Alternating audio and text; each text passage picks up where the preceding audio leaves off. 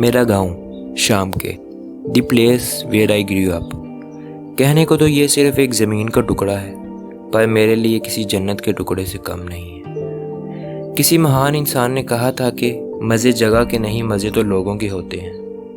मेरे गांव के लोग इसकी खूबसूरती में और भी इजाफा कर देते हैं।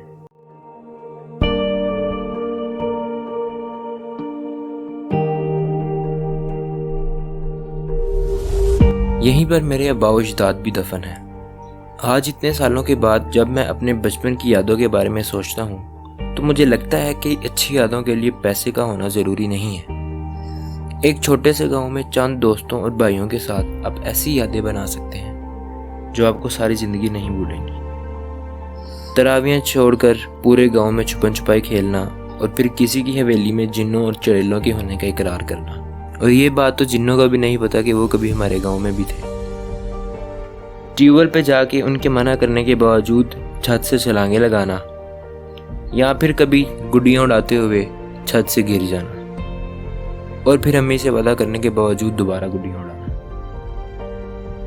कभी बादशाह वजीर और कभी रेडी को खेलना, जुम्मे की नमाज से पहले मस्जिद में नाते पढ़ना, नई फसल के आने पे रेडी लेना और फिर उसको बेच के बच्चा पार्टी करना, शबे बारात पे पटाखे और छोटी ईद पे शल्लों वाली गन्ने लेना।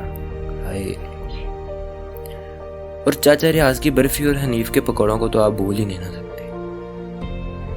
हम भी सबकी तरह इस दुनिया में अपना किरदार अदा कर रहे हैं और एक दिन ये गुड्डियाँ छुपन छुपाई ट्यूबवेल सब खत्म हो जाएगा और फिर इसी गांव के कब्रिस्तान में अपने बड़ों के कदमों में दफन हो जाएंगे। लेकिन मेरा आपसे एक सवाल है, जब हमें पता है कि एक दिन ये सब ख़त्म हो जाएगा तो क्यों ना कुछ ऐसा किया जाए जिससे लोग हमें अच्छे लफ्ज़ों में याद रखें, जैसे शाम के लोग इरफान अली को अच्छे लफ्ज़ों में याद रखते हैं। अल्लाह हाफिज़। दुआओं में याद रखें।